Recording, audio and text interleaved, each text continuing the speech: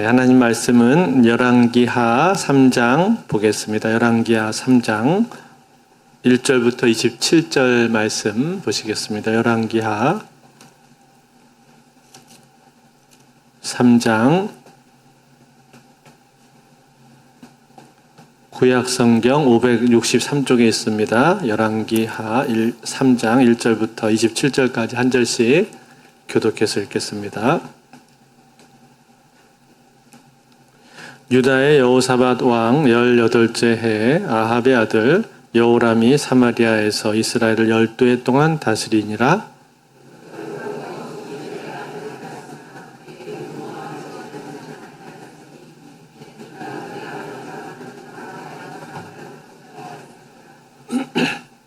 그러나 그가 느밧의 아들 여로보암이 이스라엘에게 범하게 한 그 죄를 따라 행하고 떠나지 아니하였더라.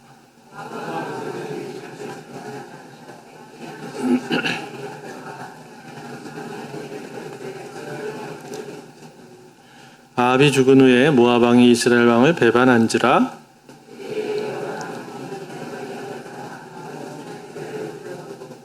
또 가서 유다의 왕 여호사밧에게 사신을 보내 이르되 모압 왕이 나를 배반하였으니 당신이 나와 함께 가서 모압을 치시겠느냐 하니 그가 이르되 내가 올라가리다. 나는 당신과 같고 내 백성은 당신의 백성과 같고 내 말들도 당신의 말들과 같으니이다 하는지라.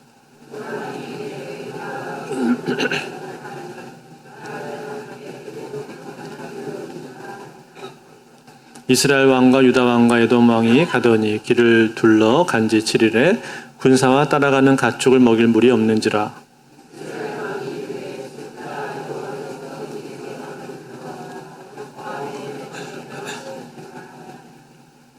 여호사밧이 이르되 우리가 여호와께 물을 만한 여호와의 선지자가 여기 없느냐 하는지라. 이스라엘 왕의 신하들 중에 한 사람이 대답하여 이르되 전에 엘리야의 손에 물을 붓던 사밧의 아들 엘리사가 여기 있나이다 하니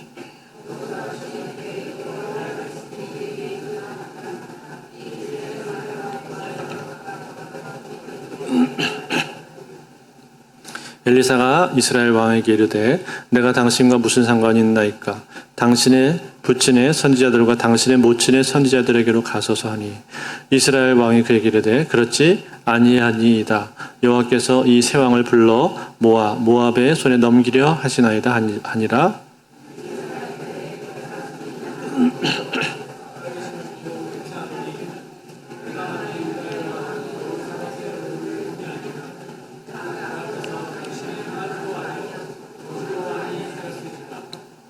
이제 내게로 검은 고 탈 자를 불러오소서 하니라. 검은 고 타는 자가 검은 고를 탈 때 여호와의 손이 엘리사 위에 있더니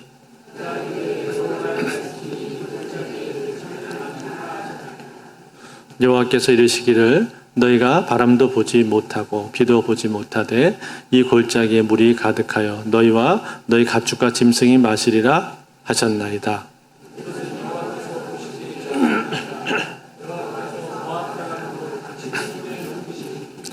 당신들이 모든 견고한 성읍과 모든 아름다운 성읍을 치고 모든 좋은 나무를 베고 모든 샘을 메우고 돌로 모든 좋은 밭을 헐리다 하더니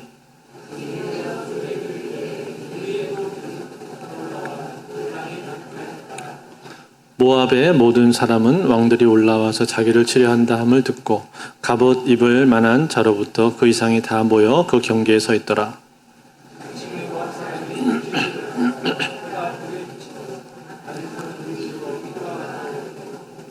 이르되 이는 피라. 틀림없이 저 왕들이 싸워 서로 죽인 것이로다. 모압 사람들아 이제 노략하러 가자 하고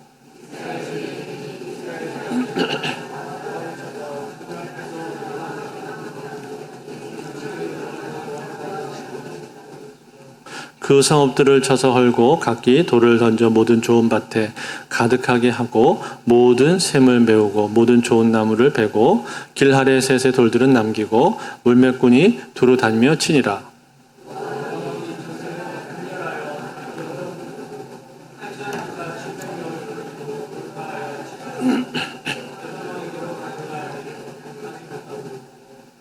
같이 읽겠습니다. 이에 자기 왕위를 이어 왕이 될 마다들을 데려와 성 위에서 번제를 드린지라. 이스라엘에게 크게 경노함이 임하매 그들이 떠나 각기 고국으로 돌아갔더라. 아멘.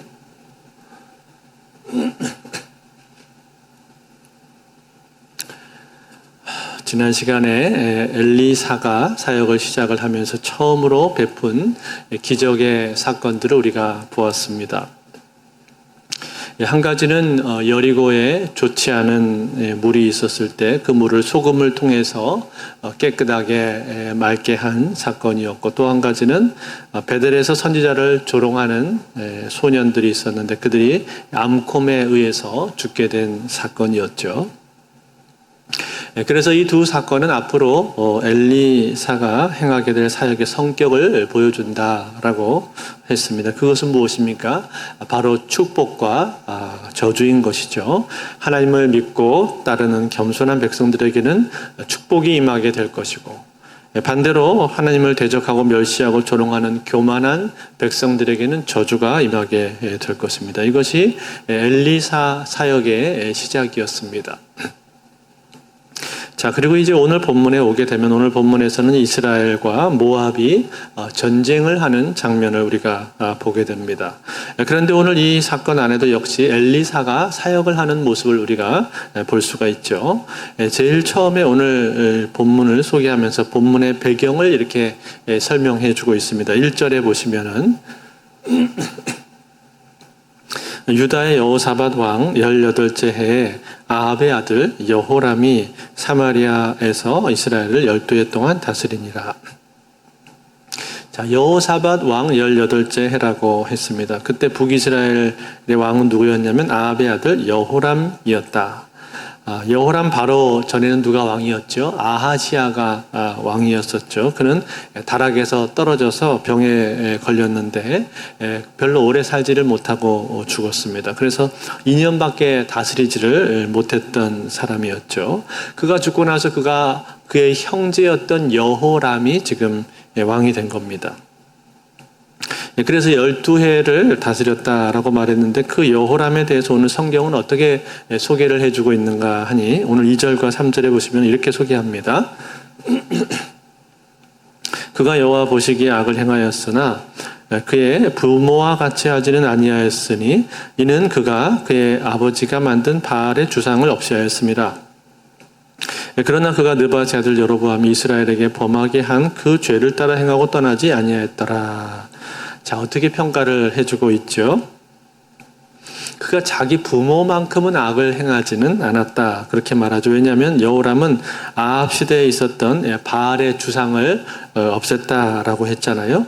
그렇지만 그는 결론적으로는 악한 왕으로 분류가 되게 되었는데 그 이유가 무엇이었는가 하니 그가 느밧의 아들 여로보암의 길을 따랐기 때문이다라고 말합니다. 여러분, 이 느밧의 아들 여로보암의 길이 뭐죠?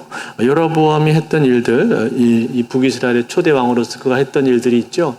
저 베델과 단에다가 금송아지를 만들어서 그 금송아지에게 우상 숭배하도록 그렇게 조장을 했었고, 또 레위지파도 아닌 일반 사람들을 제사장으로 그가 세웠습니다. 또 절기도 원래 정해진 절기가 아니라 자기 마음대로 날짜를 바꿔서 절기를 지켰던 그런 사람입니다. 그게 바로 여로보암이었는데 그 여로보암이 행했던 악한 길로 갔다 그렇게 말했단 말이에요. 그러니까 결국 그는 악한 왕으로 평가를 받을 수밖에 없는 것이죠. 자, 그런 가운데서 이제 어떤 사건이 생기게 되는 겁니까? 이 모압이 이스라엘을 배반을 하게 됩니다. 오늘 본문 4절과 5절인데 같이 한번 읽어볼까요? 같이 한번 읽습니다. 4절 5절 시작. 모압 왕 메사는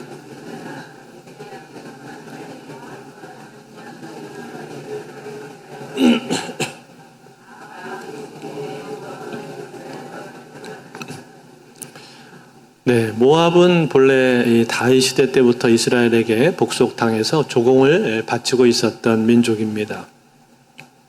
그런데 아합 왕 이후로 북이스라엘의 국력이 급격히 쇠퇴하게 되자 그 틈을 타서 이 모압이 독립을 하게 되었던 거죠. 어떻게 그들이 독립을 했는가 하니 그 내용이 이 디본 땅에서 발견된 모압 비석의 비문에 보면은 그 기록이 이렇게 나온다고 합니다. 모압은 그모스 신의 진노를 받아서 이스라엘의 오므리 왕조로부터 큰 고난을 당했었다. 그러나 메사왕 때 반란에 성공해서 다시금 그모스 신이 영광을 취하게 되었다. 이렇게 기록을 했단 말이에요. 그러니까 자기들 입장에서 모압 사람들 입장에서 기록해놓은 비문이 아직까지도 남아서 전해져 오고 있다라는 겁니다. 이런 내용들을 볼 때 여러분 뭘 알 수가 있죠? 이러한 이스라엘과 모압의 전쟁 이런 기사들은 절대로 지어낸 이야기가 아닌 것을 알 수가 있죠. 이것은 이 성경뿐만 아니라 일반적인 세상 역사에도 그렇게 기록이 남아있을 정도로 다 실제로 일어났던 사건이다, 사실이다라는 걸 우리가 알 수가 있습니다. 자, 이렇게 해서 모압이 독립을 하게 되었는데, 그런데 이 이스라엘 왕 여호람은 이 사실을 받아들이기를 굉장히 힘들어했던 것 같습니다. 왜냐하면 그동안 이 모압으로 인해서 경제적인 이득을 많이 얻었단 말이에요. 굉장히 많은 이 양털을 바쳤다라고 아까 되어 있었잖아요. 그런데 더 이상 이제 그러한 조공을 받을 수가 없으니 경제적인 손실을 많이 얻게 된 건데, 이것을 그는 참을 수가 없었습니다. 그래서 어떻게 합니까? 전쟁을 해야 되겠다라고 결심을 하죠. 그런데 자기들 혼자 나가서 이 전쟁을 맞서 싸우기에는 전력이 딸릴 것 같으니까 어떻게 합니까? 옆에 있는 남유다 왕 여호사밧에게 도움을 청합니다. 오늘 본문 7절에 나오는데 이렇게 기록되어 있죠. 또 가서 유다의 왕 여호사밧에게 사신을 보내 이르되 모압 왕이 나를 배반하였으니 당신은 나와 함께 가서 모압을 치시겠느냐 하니, 그가 이르되 내가 올라가리이다. 나는 당신과 같고 내 백성은 당신의 백성과 같고 내 말들도 당신의 말들과 같으니라 하는지라. 자, 여러분 이 대답을 하고 있는 여호사밧, 이 사람은 어떤 사람입니까? 남유다 왕인데 비교적 선한 왕으로 분류가 되는 왕이에요. 그렇지만 과거에 아합 가문하고 결탁을 했잖아요. 그래서 자기의 아들 여호람이라고 하는, 이름은 동명인데 여호람이라고 하는 자기 아들을 아합의 딸이었던 아달랴하고 결혼을 시킵니다. 정략 결혼을 시켰던 사람이죠. 사돈관계를 맺었단 말이에요. 때문에 이 아합과 함께 길르앗 나무 전투까지도 올라갔던 사람이 여호사밧입니다. 이처럼 비교적 북이스라엘하고 가까이 지내고 우호적인 관계를 맺고 있었기 때문에, 그렇기 때문에 이 여호사밧은 이 북이스라엘 왕 여호람의 제안을 듣고 그것을 받아들입니다. 그리고는 같이 이 전쟁에 출전을 하게 되는데, 어느 길로 갈 것인가 할 때 에돔 길로 가자라고 말을 하죠. 그 당시 에돔은 남유다의 속국이 되어서 유다에게 조공을 바치고 있는 그런 상황이었습니다. 그래서 이 에돔, 아래쪽에 있는 에돔을 통과를 하게 되는데, 그때 이 에돔 왕도 같이 합세를 해서 이 두 명의 왕과 같이 합세해서 세 명의 왕이 이제 함께 이 전쟁에 참여하는 모습을 우리가 보게 되는 거죠. 그런데 이 세 왕과 군사들, 이들이 이제 전쟁을 치르러 가고 있는데 광야를 통과하는 길에 어떤 일이 생기게 됩니까? 중간에 그만 물이 떨어져 버립니다. 오늘 본문 9절에 이렇게 기록되어 있죠. 이스라엘 왕과 유다 왕과 에돔 왕이 가더니 길을 돌려간지 7일의 군사와 따라가는 가축을 먹일 물이 없는지라. 무슨 말이에요? 7일 동안 걸어갔는데 물이 떨어져 버렸다. 그런 얘기를 하는 거죠. 아마 경로를 잘못 찾았든지 아니면 어떻게 돌았든지 중간에 오아시스를 발견하지를 못하고 그만 물이 떨어져 버렸다라는 거예요. 가축을 먹일 수 있는 물도 없고 심지어는 군사들이 마실 만한 그런 물도 없다. 그렇게 말을 하고 있죠. 그러니 여러분, 이것이 얼마나 큰일입니까? 광야에서 지금 물이 떨어져 버렸으니 지금 이것만큼 큰일이 없는 거죠. 위기를 만나게 되었단 말이에요. 자, 그런데 여러분, 이 위기 상황 가운데서 이제 이 왕들의 반응을 우리가 좀 봐야 되는데, 이스라엘 왕이 어떻게 반응을 합니까? 10절에 보면은 이스라엘 왕이 이렇게 반응해요. 이스라엘 왕이 이르되 슬프다. 여호와께서 이 세 왕을 불러 모아 모압의 손에 넘기려 하시는도다 하니. 자, 뭐라고 했어요? 슬프다 그러면서 여호와께서 이 세 왕, 나를 포함한 우리 세 왕을 저 모압의 손에 넘기려 하는구나, 이렇게 말을 했단 말이에요. 여러분, 이 사람의 말이 어떻습니까? 이 사람의 말이 사실입니까? 아니죠. 이 사람의 말은 사실이 아닙니다. 지금 하나님께서 그렇게 하시려고 한 것이 아니라 자기가 자기 뜻대로 지금 전쟁을 하려고 하고 있는 거 아니에요. 그래 놓고는 지금 일이 자기 뜻대로 잘 진행이 되지 않으니까 뭐라고 하고 있는 거예요? 지금 하나님 탓을 하고 있단 말이에요. 그러면서 하나님을 원망하고 있는 겁니다. 여러분, 이것이 믿음 없는 사람들이 하는 대표적인 모습입니다. 믿음 없는 사람은 어떻게 합니까? 자기의 삶 가운데 어려움을 당하고 위기를 만나게 되었을 때 누군가 주변에 다른 사람 탓할 사람이 없나 그거를 찾습니다. 이 일이 왜 생긴 거야? 누구 때문에 이렇게 된 거야? 그러면서 누군가 이 일에 대한 책임을 돌릴 만한 사람을 찾는다, 그런 말이죠. 그래서 자기 옆에 남 탓할 만한 사람이 눈에 보이면 그 사람 탓을 하는 것이고, 남 탓할 만한 사람이 잘 안 보이면 이제 심지어는 하나님 탓까지 하는 겁니다. 하나님 원망까지 하게 되는 것이죠. 이것이 믿음 없는 사람들이 하는 대표적인 모습이에요. 마치 과거에 이스라엘 백성들이 광야에서 모세를 원망했던 것과 똑같은 거죠. 우리를 죽이려고 이 광야까지 이끌고 나왔냐 이러면서 모세를 원망하는데 사실은 그 마음속에 하나님에 대한 원망이 들어 있었던 것이죠. 이것이 믿음 없는 사람들의 모습이에요. 사랑하는 성도 여러분, 오늘 이 여호람 왕이 하는 이 모습을 보면서 우리는 나는 과연 어떤가 하면 한 번씩 생각을 해봐야 될 거라고 생각을 합니다. 나는 어떻습니까? 나는 내 인생 가운데 어려움 일을 만나게 되었을 때, 뭔가 위기를 만나게 되었을 때 어떻게 반응하고 있습니까? 내가 그 순간에 왜 이런 일이 내 인생 가운데 찾아온 거야? 왜 내 삶 속에 이런 일이 생긴 거야? 그러면서 다른 사람을 원망하고 있지는 않습니까? 남 탓을 하고 있지는 않습니까?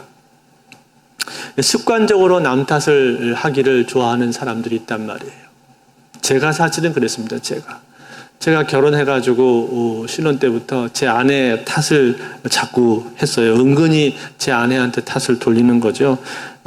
그래서 무슨 일이 있으면은 직접 대놓고 말은 안 하면서 은근슬쩍 이제 아내가 그랬다는 식으로 돌려서 말을 하는데, 어느 날 제 아내가 저한테 그러더라고요. 당신 또 나한테 책임을 돌리는 거야? 그렇게 말을 하더라고요. 그 순간에 제가 정신이 번쩍 들면서 내가 이렇게 하면 안 되겠구나, 그런 생각을 한 적이 있어요. 그리고 좀 나아졌는데, 그렇지만 지금도 한 번씩 제가 어느 순간에 제 아내 탓을 하려고 하는 제 모습을 제 스스로 보게 될 때가 있습니다. 제가 가지고 있는 죄성이라는 생각을 합니다. 그런데 여러분, 이것이 이 믿음 없는 사람들의 모습이 연약한 사람들의 모습이다라는 거예요. 남 탓하기를 좋아하는 그런 연약한 사람들의 모습이에요. 그런데 여러분, 같은 순간에 남유다 왕 여호사밧은 어떻게 했습니까? 여호사밧은 전혀 다른 반응을 보이죠. 뭐라고 말합니까? 11절을 같이 한번 읽어볼까요? 11절 같이 했습니다. 시작. 여호사밧이 이르되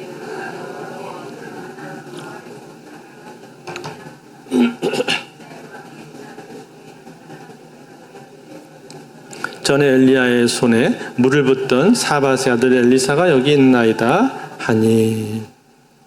자, 여러분, 여기 보니까 여호사밧 왕이 어떻게 했다고 그랬습니까? 우리가 여호와께 물을 만한 여호와의 선지자가 없느냐, 선지자가 없냐고 찾았단 말이에요. 왜 선지자가 없냐고 찾는 거예요? 하나님의 뜻을 알아야 되겠다. 하나님께 도움을 좀 청해야 되겠다. 이 순간은 내 힘으로는 도저히 극복할 수가 없고 하나님의 도움이 절실하게 필요한 순간인데, 그 하나님께 물을 만한 그런 선지자가 없냐라고 그렇게 묻고 있는 거죠. 그랬을 때 이스라엘의 왕의 한 신하가 엘리사를 알고 있었던 것 같아요. 그래서 대답하기를, 엘리사라는 선지자가 있습니다. 그는 과거에 엘리야에게 손에 물을 붓던 사람이었습니다. 즉 그를 따르던 수제자였다, 그런 얘기죠. 시중을 들던 사람이었는데 지금은 후계자가 되어 있는 엘리사를 말을 했습니다. 그 얘기를 듣자마자 이 여호사밧이 뭐라고 말합니까? 여호와의 말씀이 그에게 있도다. 그러면서 그 선지자를, 엘리사 선지자를 찾으러 가야 된다고 주장을 하죠. 그리고는 그 선지자를 찾아갔습니다. 이 세 왕이 다 갔는데 제일 앞장서서 들어간 이스라엘 왕의 모습을 보자마자 엘리사가 뭐라고 말하죠? 당신과 내가 무슨 상관이 있습니까? 당신의 아버지의 선지자들이나 당신의 어머니의 선지자들에게나 가보시오. 무슨 말이에요? 이 바알신이나 아세라산 섬기던 그런 사람이라는 얘기죠. 그러니까 그런 선지자들에게 가지 나한테 뭐로 찾아왔냐, 별로 좋아하지 않았던 것 같습니다. 그러니까 이 이스라엘 왕이 뭐라고 말해요? 나 혼자 온 것이 아니라 지금 유다 왕도 왔고 에돔 왕도 같이 왔다. 우리가 전쟁을 하려고 왔는데 지금 큰 위기를 만나서 당신의 도움이 필요하다, 이런 얘기를 하는 거죠. 그러니까 엘리사가 말하기를, 만약에 유다왕 여호사밧이 여기 오지 않았더라면 나는 당신을 돕지 않았을 것이요, 유다왕 여호사밧이 있으니까, 하나님을 경외하는 왕이 있으니까 내가 당신들을 돕게 해서 그러면서 검은고 탈자를 불러오라고 하죠. 검은고는 수금과 같은 것인데 수금을 연주할 때 하나님의 영이 더 잘 임했던 것 같습니다. 과거에 다윗도 수금으로 연주를 통해서 사울의 그 악신을 쫓아준 적이 있듯이 그래서 그 검은고를 타는 사람이 와서 검은고를 연주하니까 그때 하나님의 손이 엘리사에게 임했다라고 성경은 말을 해주고 있죠. 그리고는 말하기를 엘리사가 이렇게 말을 했습니다. 16절 17절 같이 한번 읽어볼까요? 같이 있습니다. 시작. 그가 이르되 여호와의 말씀이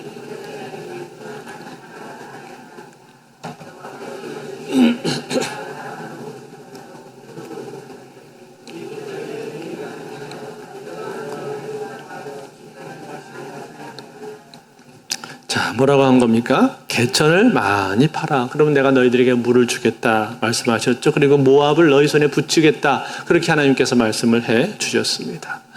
자, 그렇게 하고 나서 이제 그 다음날 아침이 되었는데 그 다음날 아침에 아침 소제 제사를 드리는데 어떤 일이 생겼어요?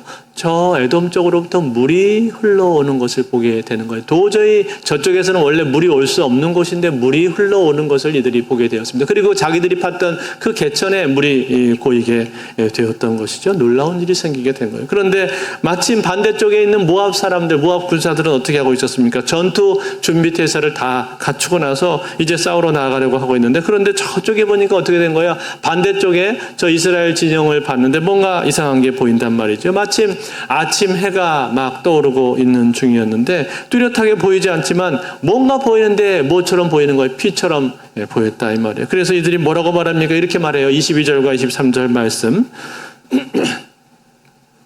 아침에 모압 사람이 일찍 일어나서 해가 들에 비침으로 맞은편 물이 불고 피와 같음을 보고 이르되 이는 피라 틀림없이 저 왕들이 싸워 서로 죽인 것이로다. 모압 사람들아 이제 노력하러 가자 하고 자, 여러분 어떻게 된 거예요? 분명히 물이 흘러와서 고이게 되었던 것인데 그것이 아침에 떠오르는 그 햇빛, 붉은 햇빛의 반사가 되니까 어떻게 보인 거예요? 마치 핏물처럼 그렇게 보이게 되었다라는 거, 빨간 피처럼 그렇게 보였다라는 거예요. 그러니까 이 모압 사람들이 그것을 보고 어떻게 생각을 한 거예요? 저것은 분명 피다. 저기에 물이 저렇게 고여 있을 리도 없고 그것은 피인 것 같다. 아마 그들이 싸웠나 보다라고 생각을 한 거죠. 서로 자중질환이 일어나서 싸운 것으로 생각을 한 거예요. 그것도 그럴 것이 여러분 에돔 사람들은 이스라엘 사람들이 아니잖아요. 그들은 유다 백성도 아닌데 유다의 속국이기 때문에 지금 할 수 없이 같이 나와서 지금 전쟁에 참여하고 있는 사람들 아닙니까? 그런데 지금 물도 떨어졌고 열악한 상황 가운데 처해 있으니까 자기들끼리 서로 옥신각신 티격태격 하다가 결국은 서로 자중질환이 일어나서 서로 칼로 죽이고 그렇게 내분이 일어나게 된 거구나. 그래서 저기 저렇게 피가 흥건하게 고이게 된 거구나 라고 그렇게 생각을 한 거예요. 그리고는 이제 됐다 우리가 약탈하러 가자 그러면서 아무런 대비책도 세우지 않고 다 이긴 싸움이라고 생각하고 무방비 상태로 그냥 적군들을 향해서 약탈하러 진격을 하고 있었단 말이에요. 그런데 여러분 가니까 어떻게 된 거? 이스라엘과 유다 에돔 군사들은 하나도 흩어지지 않고 전부 다 그대로 있었습니다. 전투 준비 태세를 완벽하게 갖추고 나서 적들을 기다리고 있었단 말이에요. 그런데 아무런 생각 없이 무방비 상태로 방심한 상태로 적군이 들어오게 되니까 어떻게 한 거예요? 그 순간에 전심을 다해서 그들을 다 물리쳐 버리게 되었다는 거예요. 할렐루야.